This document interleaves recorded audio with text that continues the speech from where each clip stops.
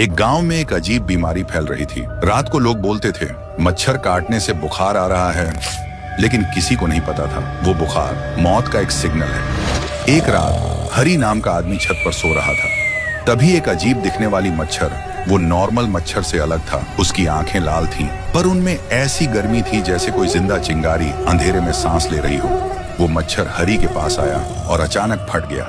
पर अजीब बात ये थी, कुछ हुआ नहीं, बस हवा में एक हरे रंग का धुआं तैरने लगा, जो देखते ही देखते अंधेरा में घुल गया। फिर सुबह हरी उठता है, उसकी आंखें लाल थीं। तभी उसे खून की उल्टी होने लगी।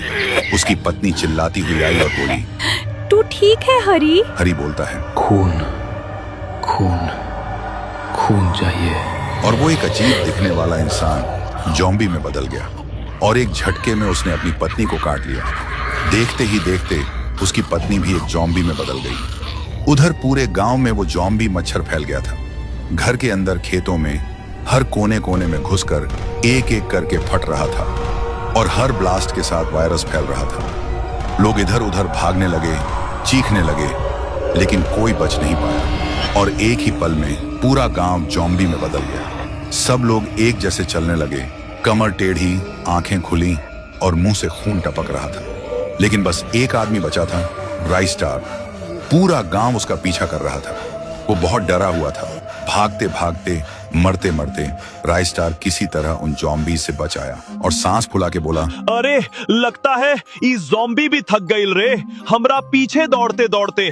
ससुरा अब एक लाइक तो बनता है रे।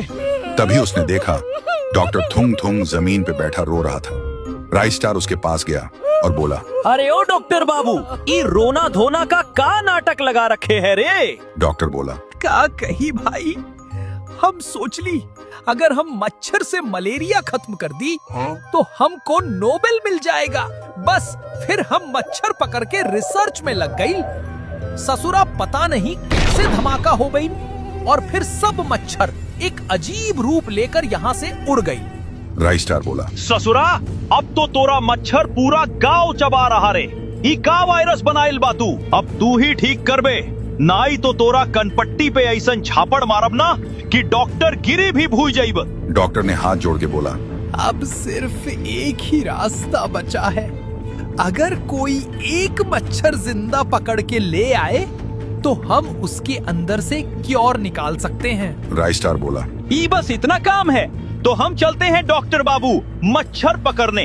फिर रात होती है, अंधेरा छा जाता है। उसी अंधेरा में चुपके से राइस्टार गांव में घुस आता है। वो देखता है पूरा गांव ज़ॉम्बी से भरा पड़ा है। सब इधर उधर घूम रहे हैं। राइस्टार बिना शोर किए चुपचाप एक घर के अंदर घुस जाता है। वहां उसकी नजर पड़ती है उसी ज़ॉम्बी मच्छर पर। राइस्टार चुपके से एक धुआं बम छोड़ देता है। पूरा कमरा धुएं से भर जाता है। पकड़ लिए रे ससुरा। जब धुआं हटता है तो दिखाई देता है राइस्टार ज़ॉम्बी मच्छर को एक जार में पकड़ चुका है। फिर राइस्टार वो जार डॉक्टर को देता है। डॉक्टर थुंग थुंग तुरंत उस मच्छर से एक दवा बना लेता है। डॉक्टर बोला, ले रे ससुरा, ई दवा से ज़ॉम्बी वायरस खत्म हो जाएगा। राइस्टार बोला, हम नहीं जा रहे हैं रे ससुरा, अगर हम दवा पिलाने गए तो ज़ॉम्बी हमको ही चबा जाएगा। डॉक्टर हंसता है और बोलता है, तू तो बड़ा मजाकिया निकला रे राइस्टार। चल हम दोनों ही चलते हैं। फिर दोनों हेलीकॉप्टर में बैठ जाते हैं और निकल पड़ते हैं उस गांव की तरफ। हेलीकॉप्टर गांव के ऊपर रुकता है। नीचे देखा जाए तो पूरा गांव ज़ॉम्बी से भरा है। हेलीकॉप्टर की आवाज सुनते ही सारे ज़ॉम्बी एक साथ उसकी तरफ दौड़ने लगते हैं।